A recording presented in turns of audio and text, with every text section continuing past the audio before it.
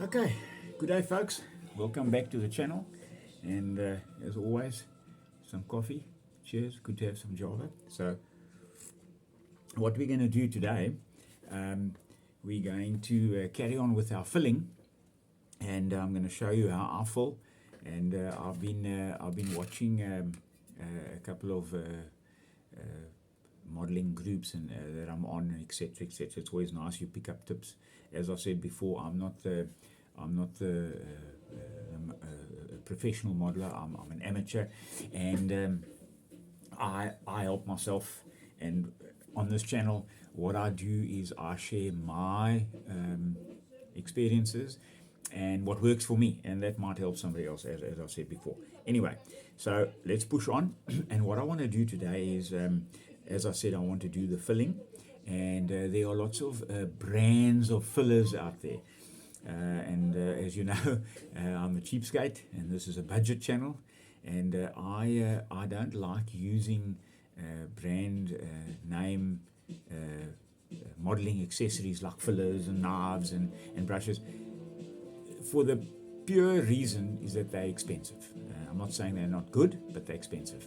And I have tried over the years, I've used certain fillers and putties, etc., and they all tend to sink, they all tend to shrink, and one or other doesn't accept paint very well, or whatever the case may be. So I've experimented, and being, let's call it a budget builder, not a cheapskate, I've tried quite a few other options, etc., over the years. And one that I found with, I'm going to show you, is this here. This is a spackle, which is actually a wood filler, and as you can see on there, it's a smooth and it's a fine wood filler. You get different colors. You can get white, you can get a beige, a brown, depending what you want. I use the white. It's easier to see on most kits, and this is what I use. And if you look inside, it's a texture like that, and I'll show you how I mix it. And it's also water soluble, and a tub like this, which comes in, it tells you the size. It's a 250 ml tub. Okay, this will last you a hell of a long time, unless you are building like 6 or 7 models a week, but it will still last you. And a tub like this, in South African rand, you're looking at about 30 bucks. So yeah, I find it cheap, works well. It doesn't shrink, and it doesn't sink, and it holds paint fantastically, whether it's solvent paint, whether it's water-based paint, etc. The only thing is, you've got to let it dry properly. So once you've filled, like I've always said, things must dry properly. So once you've filled with your spackle, and you're happy with the filling, and you're happy with all the gaps that you filled and the cracks, or whatever the case may be, and even if you fill over a seam that you need to make again, in other words, like a clothing seam or whatever, you can always scribe over this. So it dries nicely, and also it sands very easily, and it's very fine. It's extremely fine. You're not going to get where you might have, you're wanting a smoother surface where you filled, whether you're building aeroplanes or whatever the case may be, and you want to smooth. This doesn't have, it's got a very, very, very fine drying surface. And the big thing for me, it doesn't sink. I find it doesn't sink, and you can mix with water, and once you dry it, it takes any paints. I use Humbrils, as you know, which is an enamel. So I'm forever putting thinners on this. It doesn't eat it, and I've been using this for best part of 8 or 9 years. Okay, so let's get down to it. What I'm going to do is I'm going to get you down here, and I'm going to start with the spotter, or the observer for the sniper first, the figure. So let's get you down here, and then we can start with this. So I'm going to be using my magnifying glass, and I'm sure you can see the guys here. As you can see, there he is. And if we just if we are just careful, I just want to get that there so I can show you exactly what we're doing. And I like to use a toothpick, so I always like to keep toothpicks available. And then I've got these slightly longer ones that I use. They're actually quite nice. As you can see there, they are slightly longer. They're nice to work in, and you just work into the gaps, etc., etc., etc. So you got the gaps there, and we're going to fill in there where the joint line of the torso. We're going to fill in there, and as I said before, if you need to if you fill up a place where there is a crease or whatever, and you can always rescribe it, whatever the case may be. But like a joint like that, you need to fill a joint there, you need to fill. And after you filled it and after your spackle is dried, you can always sand that down, and you can just move it with your toothpick. Once it's dry, you scribe it out and shape it quite nicely. Okay, so what we're going to do is we're going to get some of our spackle right here. Okay, and what I like to do is I like to get a little bit of a glass or any little tub thing that I work with. So then what we do is we just put a little bit of our spackle in there. So because you use a very small amount, by the way, just so that you know. So we're just going to put a very small amount in there like that. Okay, you'll get that across there like that.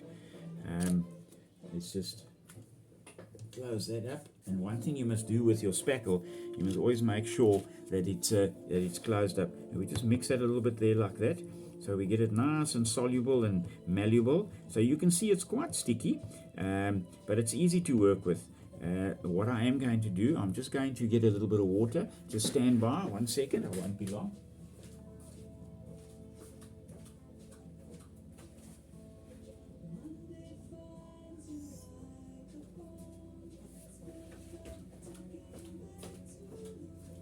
Right, I'm back.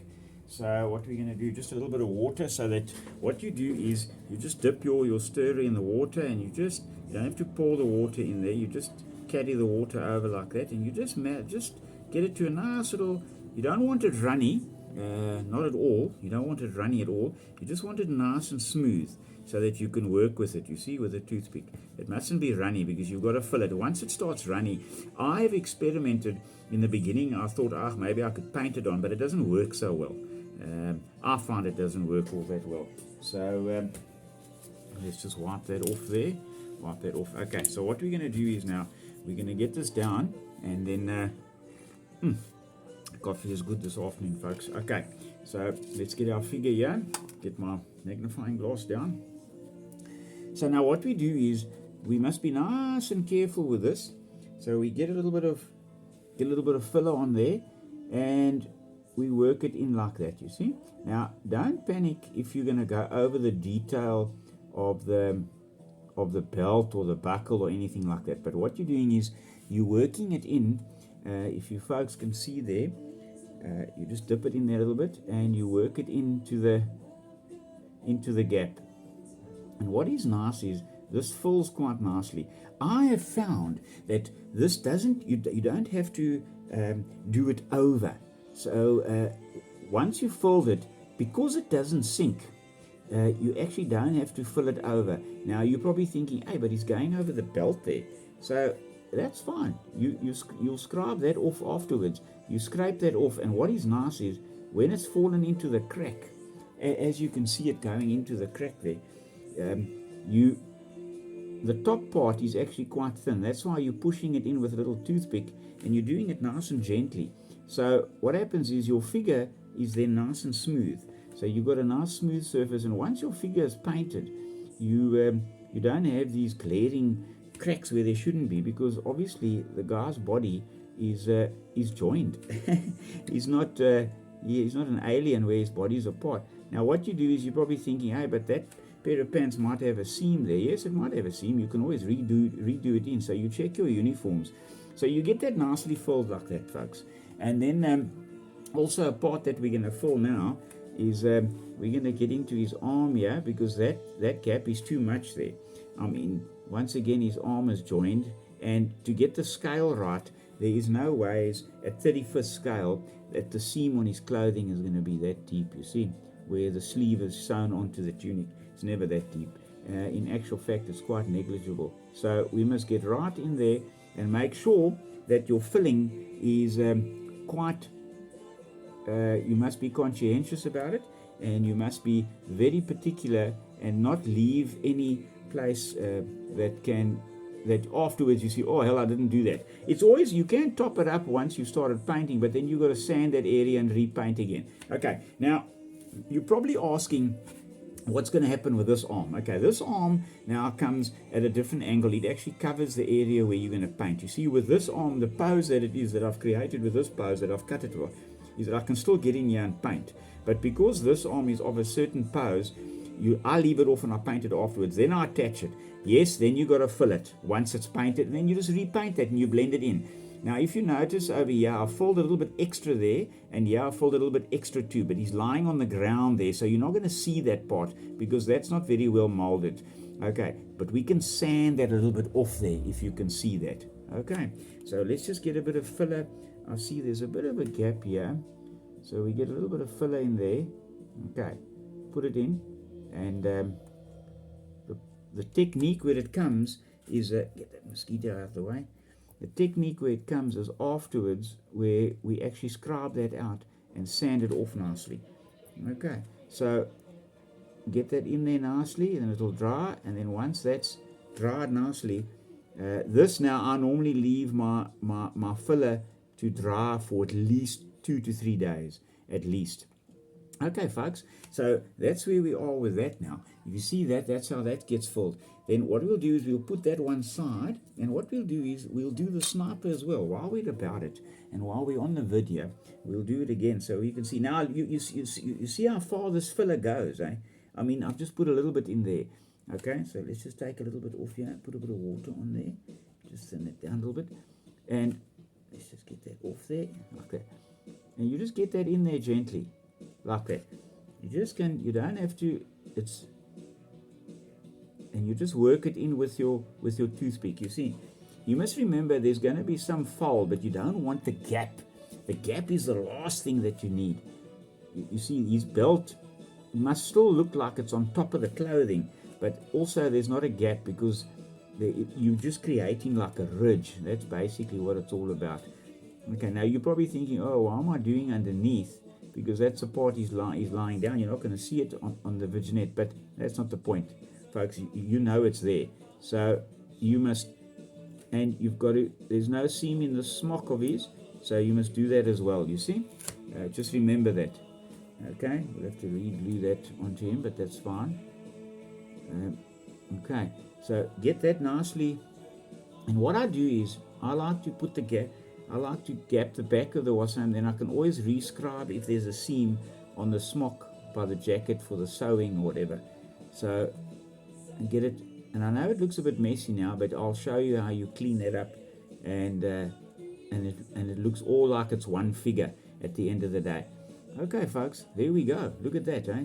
It's actually quite simple. It's actually quite straightforward, and you don't have to spend hundreds and hundreds of bucks on brand making fillers, etc., etc. Okay, I'm going to leave that chappy like that. Okay, as you can see, there he is, filled all nicely. Okay, I'm just going to balance him over here now because I've broken off his, I'll stick his little stand back on, but that's not a problem. So, folks, that's, if you can see, that's a little bit of the filling video. Okay, so there it is there. I'll shine a bit more light on it. As you can see how the filling goes on there. It's not too bad. And once we attach the head and everything onto that, we'll put the heads onto the body. You then also fill the neck area, so that also looks nice and neat at the end of the day. Once again, you'll have to repaint, but that's not a big issue. You've done the filling of the body, and then as soon as those arms get attached at the bottom there too, once those arms, then you can redo them as well. Okay, folks, so that's a little bit of the filling side of things. Okay, that's how we do the filling. It's nice and simple. It's easy. It's not difficult at all, actually, to be quite honest. Cheers. It's a process. You must take your time, and with modeling, it's always about time. Be patient. And now this has got to dry. Make sure it dries. It must dry, because if you don't dry and you rush and you try and paint that, there is a strong possibility that filler is just going to lift. It has to dry. Bearing in mind you're using a wood filler on styrene. So the wood now, or should I say the wood filler, the properties in the wood filler is now talking to the styrene, and it's thinking, hey, but that's not what I'm, but it's still a semi-adhesive, and it is still primarily a filler. and any filler needs to fill and stick at the same time. So that's exactly what it's doing. And I mean, I've done many figures, and I've yet for one to come apart. So touch wood. Okay, right. So folks, that's a short video quickly this afternoon on the filling. We'll carry on. Once that's dry, then I'm going to show you the sanding process and how I use a toothpick just to scrub out the extra and around and get the detail back.